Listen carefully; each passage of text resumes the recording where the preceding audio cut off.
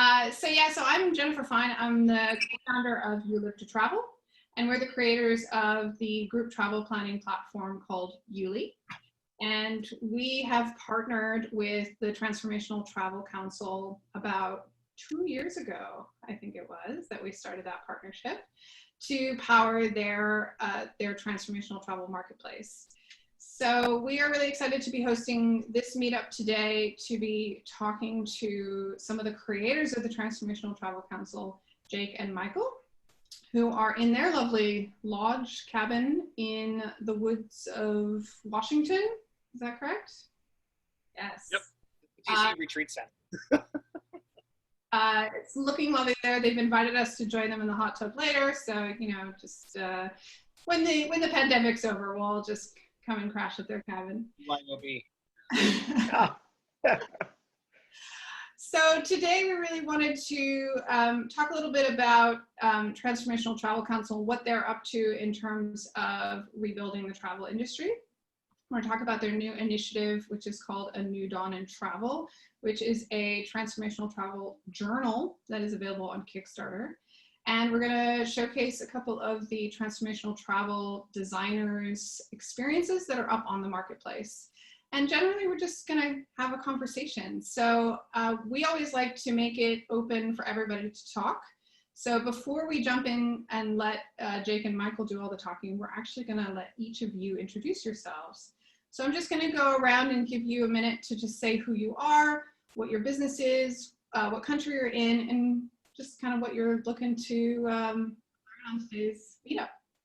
So I'll start with Aaron, because he's just to my right on my screen. Thank you, Jen. Dika. Hi, everyone. It's good to see you all.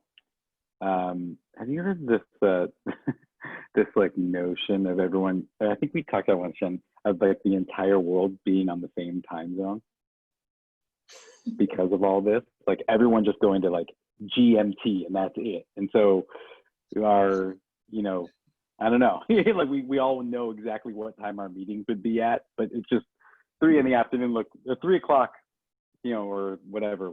I guess 0300 would look very different to me than it would to you.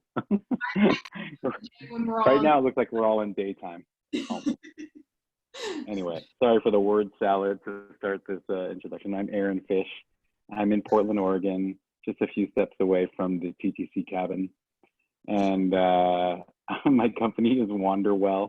We're a travel insurance agency and soon to be super producer. And we're a very, very proud ally of TTC. Nice. Thank you, Aaron. And Lindy. Yeah.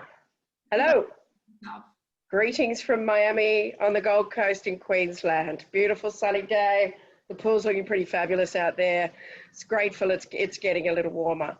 My history in tourism is long and varied. I've had a travel company. I've worked in the airlines. I launched last year after 3 years of research and development and finally signing China's largest digital health platform as a client with 200 million, with an audience of 200 million, of course, 4 weeks before Chinese New Year and 4 weeks before COVID. So that concept is, of course, moving people around the world for medical treatment, from inbound into Australia and then cross-border healthcare. What also came about as a result of that research development, that business starting, and then, of course, being placed in hibernation, is what we are currently doing is developing our Pure Health Travel brand. So Pure Health Travel and Lifestyle is much deeper than just going for a retreat, even though that's part of it. But we do understand that there's significant, as you rightly pointed out before, Jen, the market we know is growing at a rate of knots. And certainly after this pandemic, we know it's going to be an exponential rise in well-being and wellness travel, but a lot deeper than just as I say, than the well-being. So there's a natural kind of synergy between Meditrav, our medical tourism, and Pure Health Travel. So that's what we're in the process of is building that that product. And we haven't got a website yet. We've literally just registered names, and we have a number of products that we've already got on board. So we're just in that process of building product for that brand. Good time to be doing that. Yeah, I hope so. Well, I hope so, after the slap in the head in December. Yeah, in January, rather. All right. Thank you, Lindy. And Karen, would you like to introduce yourself? Oh, coming off of. Yeah. Can you hear me? Okay. I'm Karen Haranis. I've got a travel company called Rare Air Himalayan Travel, and I run trips to Bhutan. So even though it's Himalayan travel, I only go to Bhutan at this stage. And yeah, we're going nowhere right now. Yeah. Thank you, Karen. Welcome. And Stacy, are you able to come off mute and introduce yourself? Hi, I'm Stacy Peters, and I'm a content provider at Duffelbag Spouse Travels, and I'm a military spouse here in Manhattan, lovely Manhattan, Kansas. I'm being facetious, it's not lovely at all, but I'm looking to start doing trips. We're moving back to South Korea in February, and I would love to start doing some kind of wellness trip for girls trips. And so I'm looking at opportunities doing that. Sounds great. Thanks, Stacey. Stacey, is that K-State in Manhattan or no? Say that again? K-State in Manhattan? Yes. Yeah, that's the only, well, that and Fort Riley are the two things that keep this place going. Yeah. Are you from K-State? Please. No, my ex-wife was from Kansas, and so I've traveled all around the state with her. So they are fiends for K-State. They're like I don't know. They love their university. So no doubt. I learned something. I didn't know there was a Manhattan, Kansas. So yes, they call it the Little Apple. All right, and Cameron, if you can come off mute and share your story. Yeah, hi everyone. Cam from Melbourne, Australia. I'm one of the co-founders of Wander. We're a brand new baby transformational travel network. We've designed a bunch of off-grid eco cabins that we land on like landowners' land, and we share their revenue with them, the accommodation revenue with them. And we are kicking off our first, probably in Easter next year, with five cabins, which is really exciting. We've got other sites on Byron Bay and Kangaroo Island, which is like down the East Coast, and South Australia coming online next year as well. Yeah, so we're just babies and just getting used to it and getting into it, but really keen to learn and grow with all of you guys. We've got a really exciting, I can't say it actually because Lindy's here from Australia. No, I can. If you keep it to yourself, Lindy, we just awarded a $1.3 million grant from the Queensland Tourism Infrastructure Fund to really kickstart our cabin build. So yeah, that's really exciting. Well, I hear that that's the place to be, right? Is in the space of kind of getting people away from the cities and away from the hotspots. Yeah, definitely. Good pick.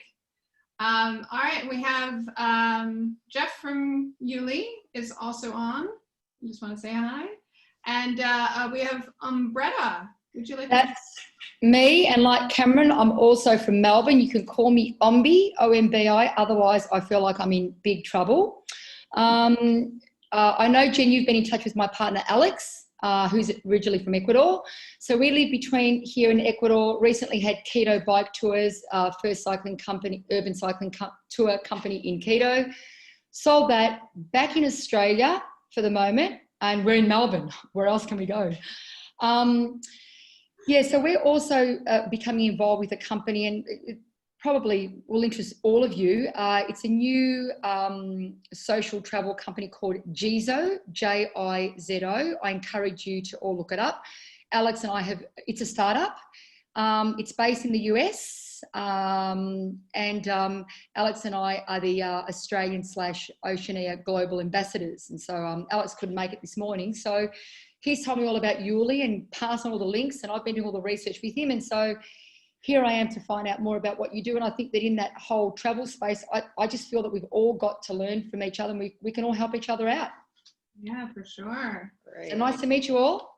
Yeah, thank you for joining, Ambi. Love that name. Very memorable. And Danielle, I think you're next up if you want to do a quick intro.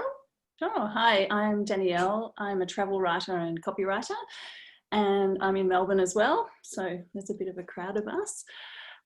Yeah, so I'm interested in the conversation. I'm probably going to be working with Jen, getting some content out. So that's why I'm here. Excellent. So is there anyone whose camera is off that wants to introduce themselves? Otherwise, we will get started. All right. Well, now time to give Jake and Michael some time to share their stories. So Transformational Travel Council is a community of transformational travel designers, retreat organizers, destination managers, coaches, media professionals, tech like us, and insurance providers like Erin. But that's just kind of like the details of it. I'm sure they will tell you a much more exciting story about how transformational travel came to be. Yeah, thank you. It's fantastic to be here with you guys from the TTC Retreat Center. Michael and I come out here to create and innovate and hang out and drink beer and have fun and sit by the river. But I don't know, man. What do you think? How do we start the TTC? How do we start the TTC? How much time do we have, Jen? Let's keep it to maybe 5 minutes on the background, and then we can talk about the future. Sure. So Michael Bennett, co-founder of TTC, co-founder ExploreX with this guy. We first met at the Adventure Travel World Summit in Ireland in 2014. And Jake, you've been running Evergreen for how long at that point? 8 years. 8 years. Yeah. I had started a company called Muddy Shoe Adventures back in 2012. I had finished my doctorate in education, where my research was on transformational learning in adults as a result of travel experiences. And so used that theoretical foundations and those findings to start Muddy Shoe. And then we met in 2014 and over a bunch of beers. Fireworks. Choirs of angels were singing and things like that, yeah. And so you guys managed to land transformational.travel as a domain. Like, was that a coup? Like, did you have to like bribe someone to buy that, or did you just get really lucky? Good question. I remember being very excited about that in that moment. And we also got transformationaltravel.org since we're on the topic. Yeah, I think we there was a group of us, and many of us around the world that, probably sensed that travel was, not bearing the same sort of fruit that it be for travelers and for hosts. Saw an opportunity to come together and help people, really leverage travel to grow and to learn and to heal and, just give it a little bit more power, and really activate people to engage with it with more intention. And you guys have actually really structured that quite a lot, right? In fact, I believe you run 3 travel designer cohorts through your program now that are now kind of trained to create transformational experiences in accordance with kind of, would you call it the path or the hero's journey, or do you use both terms? Why don't you talk a little bit about hero's journey and the influence that on our work? Yeah, so just quickly, I'm guessing most folks are familiar with what the hero's journey is and how that's influenced us, but certainly Joseph Campbell and his thoughts and philosophies and ideas around the hero's journey, which is from his book, The Hero with 1,000 Faces, certainly influenced me. It's part of what I really connected with when I was doing my research, and I brought a lot of that into the work I was doing with Muddy Shoe and eventually, the work that we're doing both at TTC and ExploreX. So yeah, you'll see a lot of that influence that's woven throughout, and references to the word hero. As Campbell says, anyone who's given his or her life to something bigger than oneself, but looking at it through the lens of, pre-departure, call to adventure, and how do we engage with the traveler in a really meaningful and deep and intentional way. Beforehand, how do they engage with with us, a coach, a destination, their travel partners, et cetera, before they go. What do they do when they're traveling? How are they engaging differently? How are they practicing curiosity, traveling with heart, right? As we say at TTC, and then coming back, what's the process of the return, and thinking about it, reflecting, making meaning, diving into theories like the experiential learning theory, and ultimately, and none of this matters unless people take action, right? So it's all about doing something when you get back. Otherwise, it was an awesome trip, hopefully with lots of memories and great photos, and then you're back to your normal routine. So nothing happens. And one of the things that we say a lot is the only reliable source of action in our lives is how we see the world. And so travel is one of those really, really beautiful ways that we can get out there and not only have fun, but begin to see ourselves and the world differently. And this is what we really try to inspire all of our travelers to do, especially through the designer program. Yeah, I mean, I think for me personally, transformational travel, like just the high level concept is so true for me personally. Just because I find that when I go to places, like when I went to China for the first time, I was sort of like, oh, there's just a completely different way of looking at the world. And it just broke that kind of barrier of like, well, the world works this way. Like, oh, well, there's like over 1 billion people that think the world works a little differently. And that just kind of cracks open the potential that, to challenge your assumptions about a lot of things in your life. So I mean, I love the fact that what you guys are doing is actually creating some structure around that for your community, and actually making that something that can not only be sort of experienced on an individual level like I do, but actually done in a way that helps people who don't naturally gravitate to that kind of travel, right? And so really wanted to kind of get an idea of, Can I add one thing there? I think up until a couple of years ago, none of us had really engaged in what we would call a transformational travel experience, right? We haven't necessarily, and we weren't intentionally traveling with heart and following the path, right? It was something that sort of some people happened upon, and they did, and they had an experience while traveling that may have been transformational for them. It was an outcome, not a process. Yeah. I think the way that we're looking at everything that we do, including the designer program and the work that we do at ExploreX, is looking at how do we support people and give them opportunities, tools, resources, et cetera, to increase the likelihood that when they go and they have a travel experience, right, that they're going to take time to reflect. This is where the journal comes in, right? It's prompting them through a series of questions, bringing more mindfulness to the experience before they even head out, right? Taking time to make meaning and learn and discuss and converse about what they're experiencing and what they're learning, and then ultimately take action from that. So I think we talked about this at the gathering back in February. I think in my mind, the most important thing that we're doing, the end game is to increase the likelihood that someone that's going on a trip is going to be more mindful. They're going to be more intentional. They're going to take time to reflect, make meaning, and take action from this. And that's the heart of everything that we're doing. And so and it goes, like it's not just, mindful traveling. It creates mindful living, right? It shifts attitudes and beliefs and values, and really opens you up in a new way of engaging the world, which impacts us all, and so that's a really important part, for us at the TTC, is that ripple effect of change.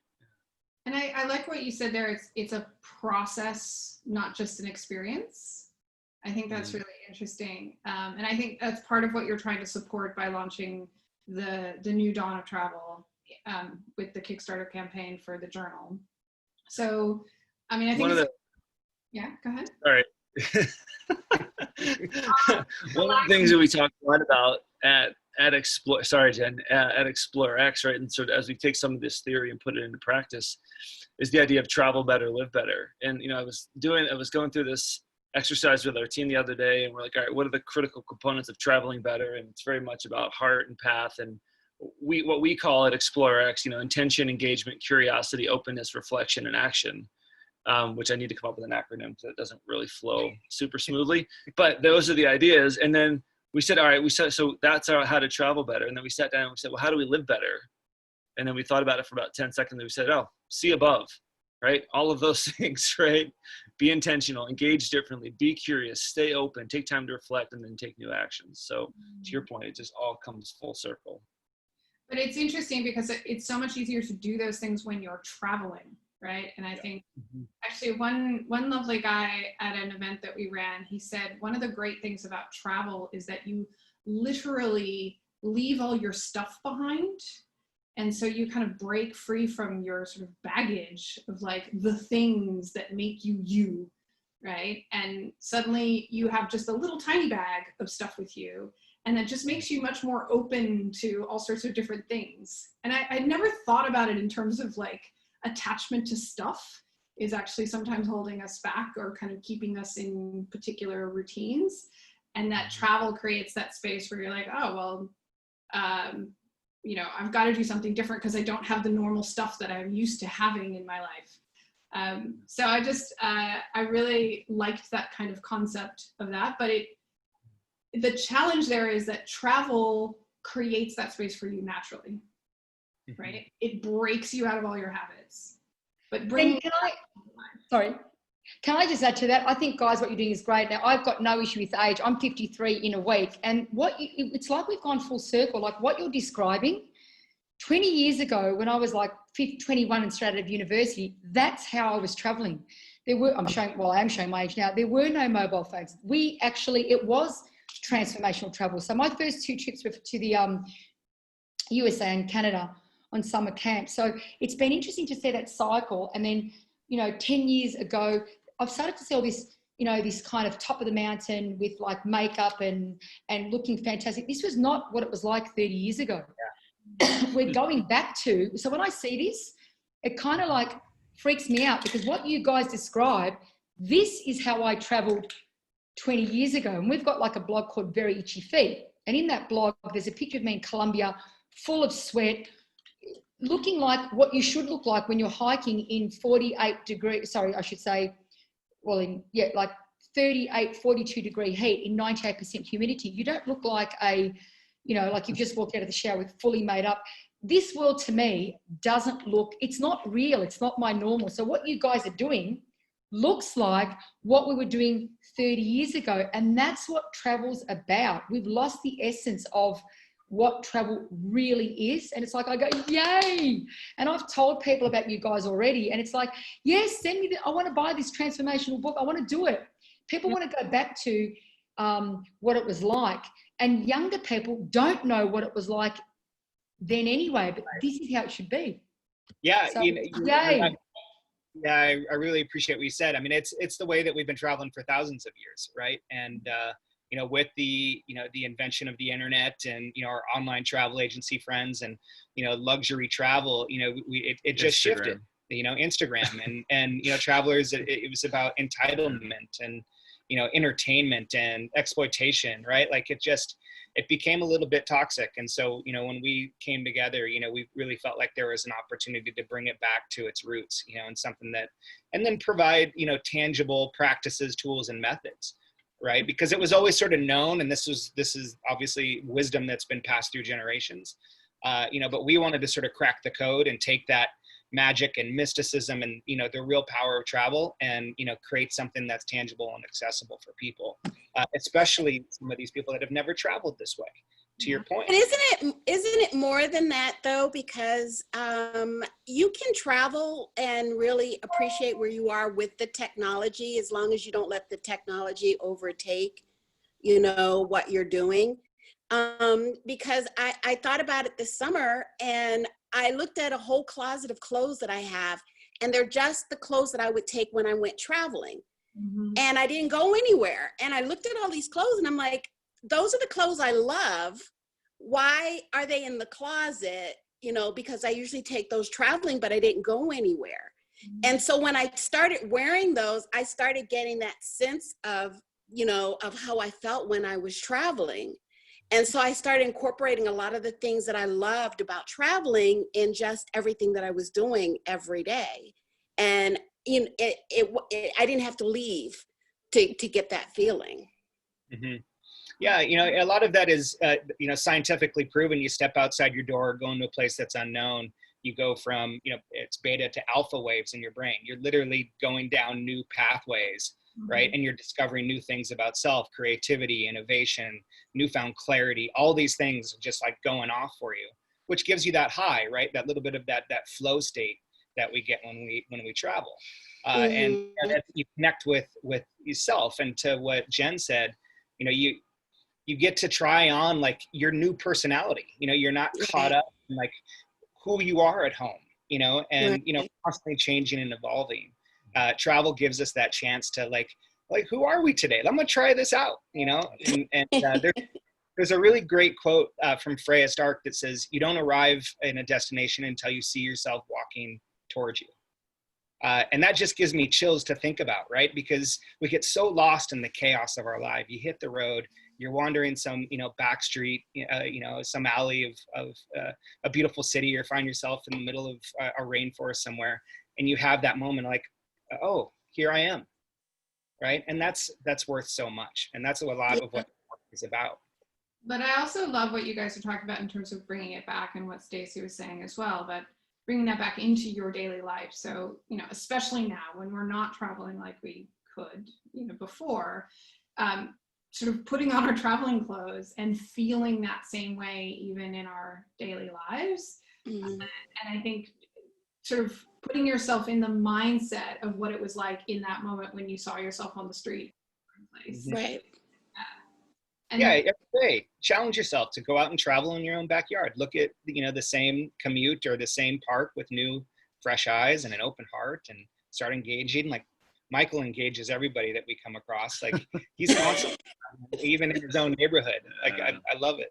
Yeah, it reminds me, we had a really great conversation last fall, so over a year ago, I guess at this point, with Phil Cousineau, and Phil came up to Seattle, and we had a chance to interview him live in front of about 50 people. And I think the crux of that conversation was about, why do we travel differently than we live, right? Why do we practice curiosity and engage differently and stay more open-minded and practice reflection all while we're traveling, yet we come home and we just get into the same ruts and routines and all of those things. So it's, you know, the question is, right, the challenge is, how do we bring that, take that attitude, that approach to life and to travel, and bring it into our lives on a day-to-day basis.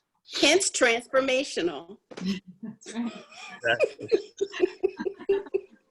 More than just a way to sell travel, right? And I think that's something that Jake, we've talked about before. Like, you know, technology can sometimes be part of the problem here, right? And I think you're sort of mentioning like the Instagramming and the like always being on your devices when you're traveling.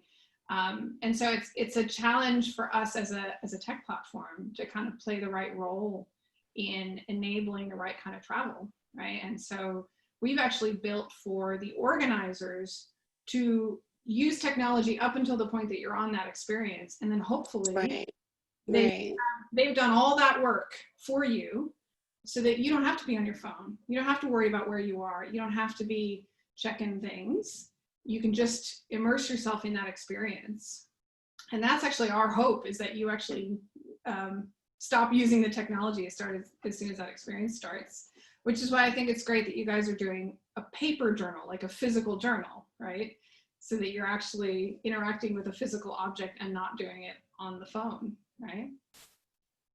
Yeah, absolutely. The paper journal is important. There's something romantic about, you know, carrying something with you and engaging with it in that way. But, you know, we've talked a lot about developing an app, you know, that supports travelers, and I think that's inevitable. I think technology just needs to be, you know, needs to be supportive of what we're trying to accomplish, because it's the reality of that we live in. And so I'm really excited to see how we can continue to engage that. Like with the marketplace that we're developing with you, you know, like, obviously when you go to like a lot of the OTAs, you know, the OTA is not going to ask you, why are you traveling, or what are you hoping to get out of it, or what are your motivations, you know. But I think, you know, what we've talked about is like, how can we kind of get to the persona of the traveler and truly set them on a course where they're going to be, you know, on an experience or on a journey that's going to support their own personal development and their aspirations and their goals and their intentions.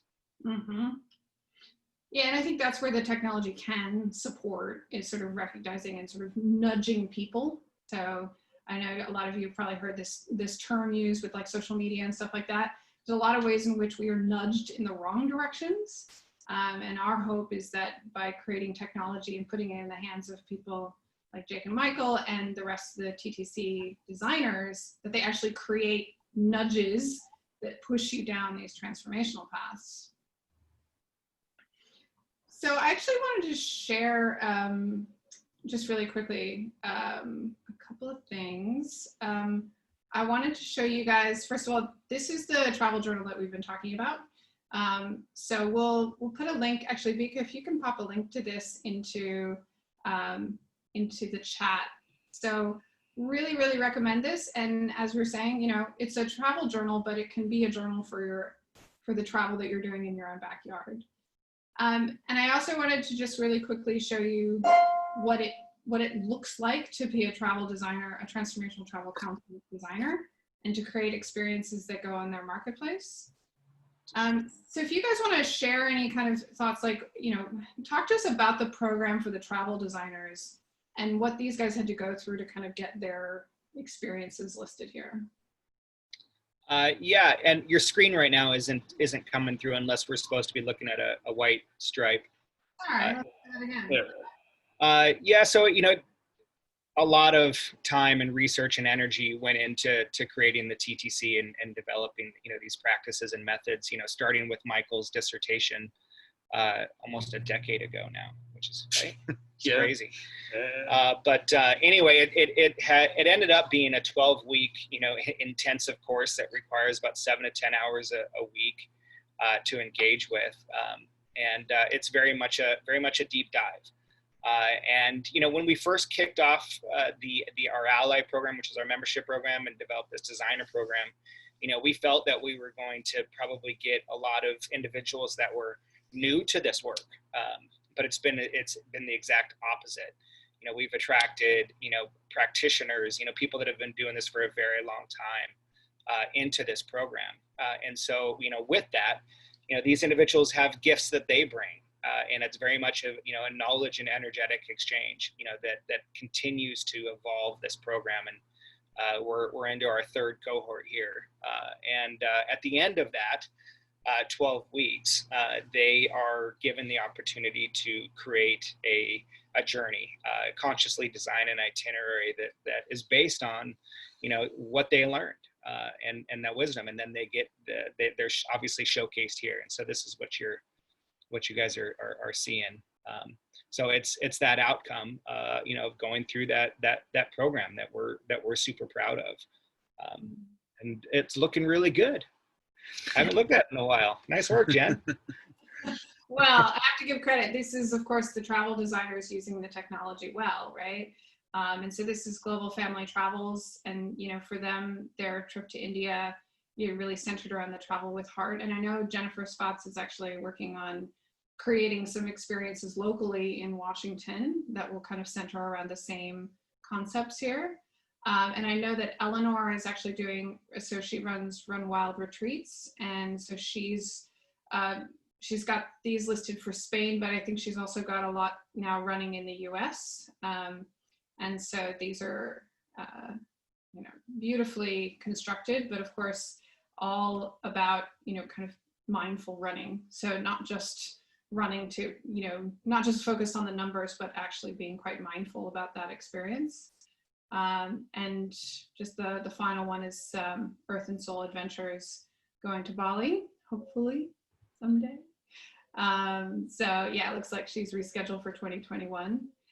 But I think each one of them looks a little bit different. And I guess maybe that's the thing, like, what is it that actually makes it, you know, what's the theme that you think cuts across all of these different experiences, right? Because they're all quite unique in terms of destination and the organizer, yeah? Yeah, that's a good question. Something on that where I craft an answer? No, Jen, say it again, ask that question again. Just, you know, I think a lot of people ask me sometimes, like, well, what makes it transformational? Like, what, you know, what is the criteria? Like, what's the thread that cuts through? Because as you can see here, you know, they're quite different, like a radical sabbatical, a trek. Yeah, you know, some of them are yoga retreats, some of it's sailing, some of it's food. Like, you know, what is the essence of being a transformational travel experience in your minds? I mean, again, this could be an hour, right? I feel like two things are coming up for me. One, we go back to path and heart, right? And just following that process and engaging with the experience differently. But I also, I mean, from a designer perspective, I think it's important that we keep in mind that there's, at the end of the day, the onus of engaging with the experience is on the traveler, right? We can provide them with tools, provide them with the ancient wisdom, the modern science, the practical tools and resources. But we've got to make sure, and I think a lot of the work really goes into helping them identify their why, right? Their call to adventure. Like, why are you going on this experience? Because short of that, you know, we can give them, we can design all these incredible experiences we want, right? And we can give them the journal and talk about path and heart. But at the end of the day, like, we can't do their push-ups for them. So it's really ultimately about them. So I think, in my mind, so much of the work is about the relationship that we build with the travelers and how we can help them see that by engaging in this process, right? Like, one of the things I've been thinking, sorry, I go on these tangents and like. It's a change of behavior, isn't it? Something that changes their behavior in some way, shape or form when they return home. So even's just a little bit. It is. And what I've been hypothesizing lately is that it sort of comes down to three things, right? There's meaningful work, there's love and relationships, and there's aliveness and energy, right? And people feel called to adventure, as Campbell would say, right? As we talk about when there's a deficit in one of those areas, or if they just want to improve one of those areas. And until we can sort of demonstrate or talk to them and get into a conversation with them about why that engaging with this travel experience to identify or address one of those areas is going to be beneficial to them. It's going to transform, again, another theory thing here. I don't believe personally, and I don't want to speak for Jake or the TTC, that we transform who we are. I believe we transform the experience of life that we're having, right? We've built up layers of crud and crap and shoulds and coulds and beliefs and limiting beliefs about who we are and who the world is and what the world's about over time. And this process is about chipping away at that. Anyway, I'm going to stop. But I think for our earlier conversation, that's easier to do when you're traveling, right? It's easier to chip away at that crud that is. It's what you said. It's what you said earlier, Jen. I mean, again, not to go back to the research or what I did, because there's been a lot more since then, tons more since then.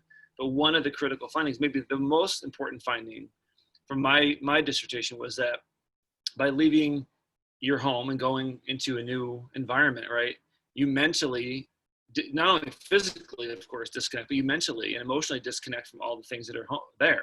And as Jake said, you get into different parts of your brain and different waves in your brain, and that parts of your brain that are most closely associated with creativity and imagination versus like logical thinking, right? And so it's so important for us to do that. And so that's why, Stacey, back to what you were saying, you don't have to travel to do this, right? You can put on your clothes in the closet and go out into your own local environment and have a really powerful experience. It's just more likely that when you travel and engage differently, that you're going to have that experience, that life-changing experience. It just makes that easier. Well, you have a heightened awareness because you're in somewhere that's a different environment. And I think we have a heightened awareness now because we're living in this COVID place where, you know, we are closer to home. So yeah, absolutely. As soon as you land in somewhere else, and we were talking before about it, to me, it's a little bit like going back to the future. I'm a little bit older than 53, but, you know, I recall, you know, landing in Europe and landing in Asia and all of those things where, of course, language was an issue, currency changed every day, you know, all of those things that you had to learn and spend time acknowledging and reading about. And, you know, to communicate with somebody required a great deal more effort than picking up your mobile phone. Sadly, you know, technology is awesome, but it's stripped away a lot of that experience, sadly. So the more, I know we all talk about apps of making travel more immersive or more, and to me, I can't see how that can happen. So for me, I think, you know, the more we can strip away the technology, the better, but that's never going to happen, clearly. But I think we are going a little bit back to the future in terms of transformational travel. And certainly when I had a travel company for over 10 years, it was about getting that brief. It was absolutely about understanding what motivated them, what drove them, what inspired the client, what interests them, what can they really become immersed in when they're traveling. But yeah, so for me, it's like doing a full circle, but we're acknowledging it and what it does for us. Sorry. And Jen, to what you were saying before, like, you know, when you went to China and you realised that people live differently, that was me in the USA 30 years ago. I mean, when I went to the USA 30 years ago, you guys just didn't travel. Like, they were like, oh my God, how can you do it? I'm like, oh, I've been working part-time. I've just finished university. I was answering this constantly in the late 80s, early 90s, that people couldn't believe that, you know, like, how can you just get up and go? And now it's not uncommon for somebody in the USA to do that. So that same awe that you had of China, I had of like the USA 30 years ago. So it's relative, and things change, and we can all transform, and we can all learn. And it's just a great experience. It's awesome seeing things go back to basics. And I'm still, you know, the eternal Peter Pan, you know, the eternal backpack. As I said, I can't right now because I'm in Melbourne, but that thrill of just learning about people and what they do and how they live their lives and how I can be a better person, and how, like Stacey's saying, you know, grabbing those clothes that you know, all that kind of stuff. It really does transform who you are. Yeah, we talk about the 4 E's at the TTC, being more empathetic, more ethical, more equitable, and more ecological, right? And you go on a journey with intention, you start opening yourself up, you're going to come back and be a little bit more empathetic than you were before, you know, hopefully be a little bit more ethical. And that's where I think the industry really needs to step in and guide and support and embody, you know, best practices that support this. Aaron, you were going to say something. Yeah, and it's kind of along those lines too, Jake. So something I've really appreciated and become more attuned to since meeting everyone with the TTC and being involved with it, is that this whole kind of going inward of this philosophy and this movement is not just about us as travelers, right? It's not even just about us as planning travel or preparing people for travel, but TTC puts so much of that on the destinations too. Right? The destinations are looking within and saying, hey, what do our communities need? What do our businesses need? What does our natural environment that's acute to our area, our rich biodiversity, wherever you might be, what does that need? And now that destinations are hopping on board and saying, TTC, this is what we believe in. And, you know, it's very holistic, and it takes into account all stakeholders. And, you know, Lost you. businesses that are there, environment, for us to be doing all that we're all part of that holistic and experience that can transform the entire space. Sorry. Yeah, you're absolutely, the interconnectedness of it all. And I think that, you know, when we look at a traveler, you know, we're looking at a living system. You look at a destination, it's a living system. You look at communities, it's a living system, right? And that's where, you know, transformational travel mindset really works well with regenerative tourism practices. And what we're seeing in different destinations is, you know, they're recognizing that, you know, there's a blueprint with their indigenous cultures, right, that have been living, you know, in symbiosis with nature for thousands of years.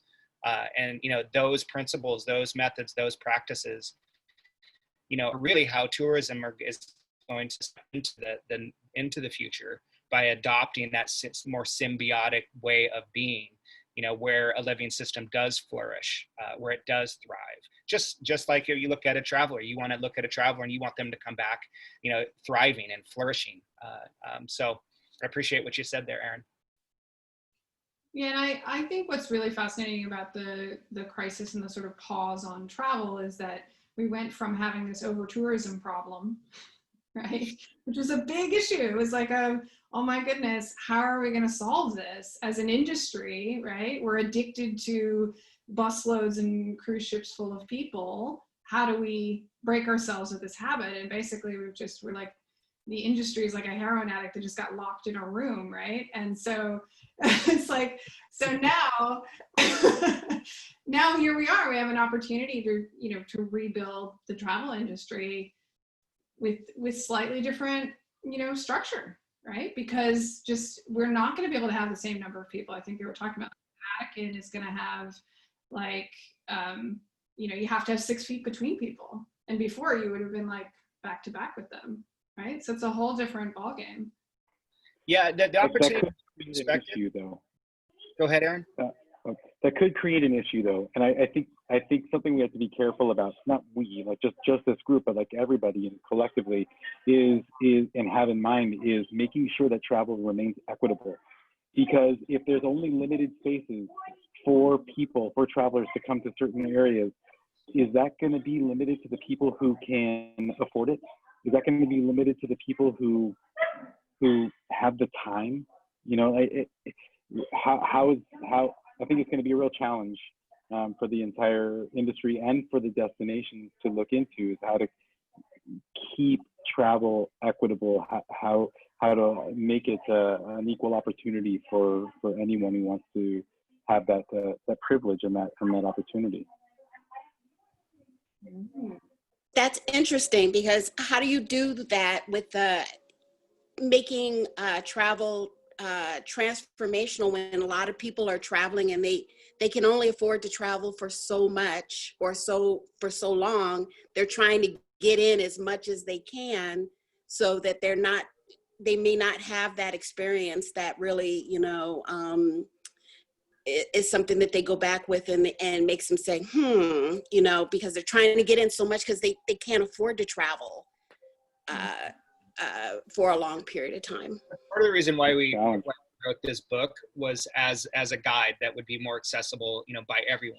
Like we envision this being in backpacks all around the world, but also in your own backyard, right? It is about a mindset, and typically trying to check off, a to-do list isn't all that effective, right? You're just sort of, you're distracted as opposed to going sort of depth, right? And so, that's an important part of the work that we're trying to do is reframe tourism and travel into that mindset where you can, start to learn and grow and heal and move through it in a way that's going to benefit you and others.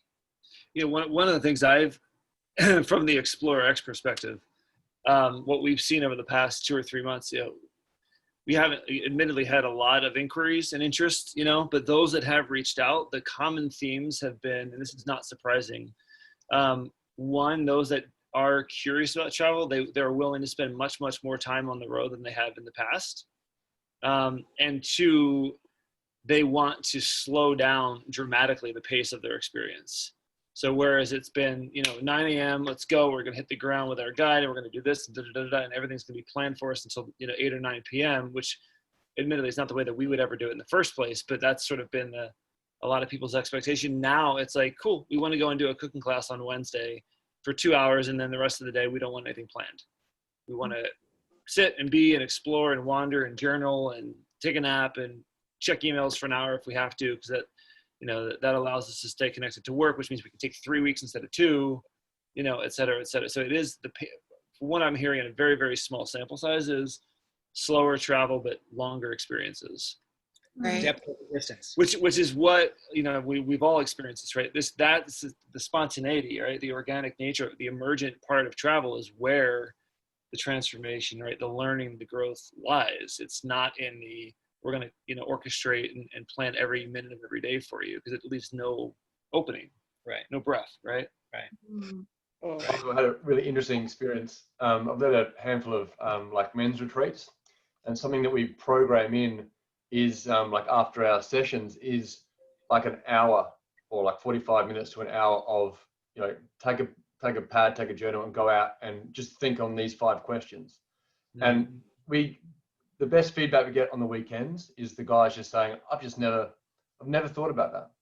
I've just never thought about, why I'm like this, why I'm so driven, or never thought about my dad and saw him as another adult and a human being, and just those really simple things. We just don't have time for that. And like to your point, you can do that in your backyard. It's just, you need to create the space. Yeah, you got to get the container for it, the vessel. Yeah. Cam, my favorite question to ask, it's probably worth about 3 days of journaling. But it's the most simple question is, what do you want? People are really good at telling you what's not working and what they don't want and why they don't want it and how it's negatively impacting them. But ask them what they want and give them a journal and say, here, go. Yeah, we do. That's one of the first questions. It's effectively, why are you here and what do you want? And it's the simplest question, but no one has an answer really. So what do you want? Like, really? Right. It's more like we know what we don't want, Yeah. but we don't know what we want. And I think that there are positives out of this COVID time, and it's enabled us to sit back and contemplate our navel a little bit more. For those of us who have a monkey brain, or constantly on the go and constantly moving, it's enabled us to sit back and actually understand what it feels like to immerse yourself in your own life. So when we can go and be immersive in experiences, and I think this is going to be a fundamental change in travel and tourism as we come out of this, as we come out of COVID and we start to travel again, is we are going to respect and understand those immersive experiences a lot more, rather than ticking off the checklist, really. Yeah, I think that travel is everyone's been trying to make it really easy, and travel to Umbretta's, and I love your name, Ambi. What you said, it's supposed to be hard, right? And Joseph Campbell, he talks about travel or being this opportunity about trials and revelations. Well, if you have travel without trials, you're not going to have those revelations, right? So this holds true across all of our lives, right? So, but we work so hard to make it easy and predictable. Somehow that gives us comfort, but by doing that, we're losing this opportunity to really step into our full potential. Good point. That can be a really hard thing to sell, right? And I think that's this challenge comes in is, as individuals, I think we all really appreciate that. But if you're selling a product, that's going to make your life harder. Well, yeah. So, I've seen a lot of Transformational Travel Council designers, or even independent companies who find that way, and they market well, and they say, look, you're coming on this because you want to be challenged, and they define their audience really well so that it's a good relationship. But I think the role that TTC can play is helping travelers realize they want to buy these kinds of experiences, right? Because you need to convince the audience that that's what they should be looking to buy. It's not for the smooth path, but for the sort of bumpy path, right? Yeah, and that's the seismic shift that I think needs to happen in travel, is that shift in the value proposition. Like people need to think to themselves like, oh, I want to, I want to self-realize. I want to be enlightened. I want to grow. This is it, and the reason why I say that is because it kind of has to be focused on self at first, to activate the change and grow. So that's where I think, like, if luxury, and the luxury market is already shifting into sort of out of materialism. And and the posh and the thread counts and like serve me, do this and blah blah blah, into I want to be enriched, and I want to enrich the lives of others. And so I think we'll continue to see that, especially now, given that everyone's sort of recognizing like, wow, being stuck inside and being introspective is giving us all sorts of access to truths and new understandings. And back to Jake and Michael, it's hard to explain, but like, travel has absolutely transformed my life. I'm a different human being because of the travel that I've done. And you can't unsee what you've seen, and you can't unhear what you have heard. And it's not that I'm anti the luxury and I'm anti all that stuff, but it's just a different way of traveling. It sounds corny, but you can be a tourist or you can be a traveler. Excuse my hands, Italian background, I can't help myself. Just not the same. It's just not the same. It really does transform your life. And I'm not saying that people shouldn't do luxury stuff, and I'm not saying that they shouldn't see things, but it's a very different, to see things and to feel things are two completely different experiences. And once you've felt it, despite how much money you've got and despite the way that you've done it, once you've felt it, just seeing it will never cut it again.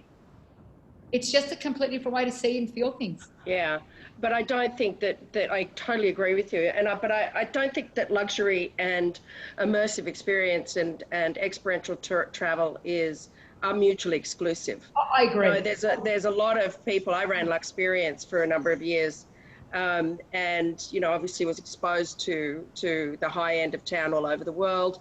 ultimately, you know, what was coming out of that in 2014 was that people really wanted those immersive experiences, but they did want to go home to their, you know, 500 thread count and their coffee, the coffee that they wanted and all that kind of stuff.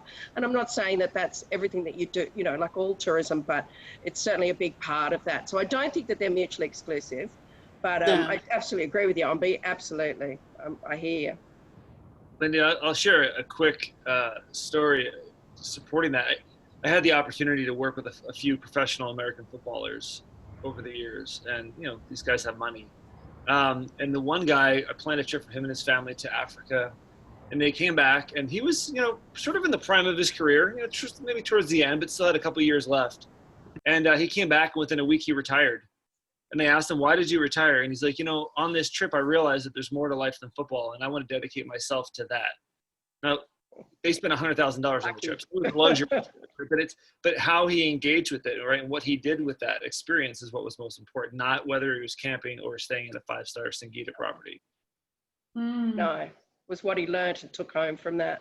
Exactly. Yeah, absolutely, which is what we do. Those other cultures are really what complement, you know, delving deep into other cultures and learning from them is what, you know, fulfills, I don't know, I guess my headspace is taking a little bit from wherever I go and adopting that into my own life. And I guess that's transformational travel, isn't it? Truly.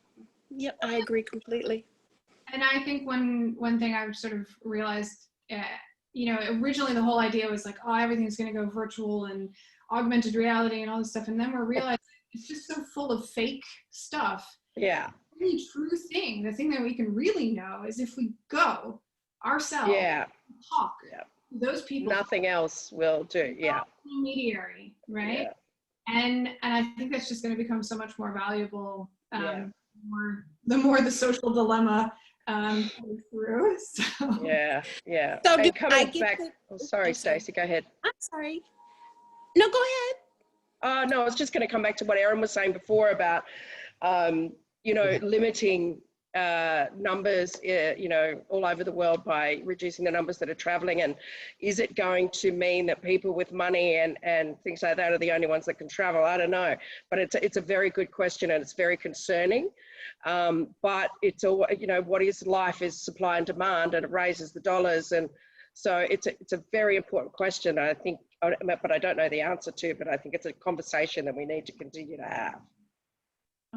Yeah, one of the things also, Lindy, to your point, I don't know the answer to this, but I'm curious about how much our limited time off from work, especially the North American traveler, right, has limited where we can go and what we can do, right? And now, because everyone's working virtually, like my team was doing some research about the impact of COVID and virtual work environments on their propensity to want to take longer trips, right? And I suspect that might open up tons of destinations to folks that maybe they've wanted to go to Mongolia, but they don't want to go for 10 days. They want to go for 2 weeks or 3 weeks or a month. And they wouldn't have gone there before, but now they're going to go because I've got time. And if I have to put in a couple hours here and there, no problem, because I can do it because that's what I'm doing at home. Ooh. Yeah. I love that. But are they going to have to pay more for that experience? Sorry. We tend to have that same kind of outlook, because when I was traveling around Europe, if I would go for 3 or 4 days, they're like, are you kidding? You know, that's not a vacation. That's not, you know, a holiday, because they were used to having longer trips where, you know, as an American, you know, a weekend or 3 days somewhere was a trip. But that link, is that how I get your journal? Yes, it's in the chat. So transformational.travel/journal. And that links out to the Kickstarter campaign to order the journal. Okay. Really encourage you guys to do that. Really love the conversation today. Please feel free to connect with Jake and Michael. We will send a follow-up email with contact information. If you're interested in joining the TTC, go onto their website, check it out. It's depending on what kind of industry you're in. If you're interested in being on the Transformational Travel Marketplace with your experiences, please feel free to get in touch with become part of their designer program and get listed. If you just want to put trips up on YouLi to sell to your own audiences, you can contact us directly at youlivetotravel.com. We're a platform, we are technology. I know that can sometimes not always help, but we Booking is not an issue. make it easy. When you identify your audience who do want to be transformed, we want to make it really smooth so they spend less time on the technology and more time on themselves. And so we like to think that we achieve that with our technology. We'd love for you to jump on, create your experiences, create your intention. We call them tasks, but ultimately they're prompts to get people to think about what they're about to go on. Make sure they actually follow up after the fact as well. So maybe even put a little on there, you know, bring your journal on your trip. So I mean, you know, it's a tough time for all of us, but I think there's a lot of hope, and I think there's a lot of really great people working on rebuilding a beautiful travel industry. So thank you all for joining, and we'll be putting this recording up after the fact. Thank you, Mike and Jake, for joining us. Yeah, Thanks very much. Thank you. and Jeff, Vika, Ellie, thank you for having us and for being a part of the TTC. And yeah, just to close, I want to say thanks to everybody for, you know, being part of the conversation. Michael and I love doing this sort of thing. And, you know, it always comes back down to like this idea in life that our biggest journey is the one from our head to our heart, you know, and I think that that's something that tourism has the opportunity to do right now. And you guys wouldn't be on this call if you weren't doing the same thing. And I want to acknowledge that and express my gratitude. So keep going. I'm going to be in the Lux Experience conference here in a week. So Yeah. look forward there as well. Should be interesting. Good. Good product. Good. Thank you guys so much. Have a wonderful rest of your day. Cool. Have a great weekend. Thanks everyone.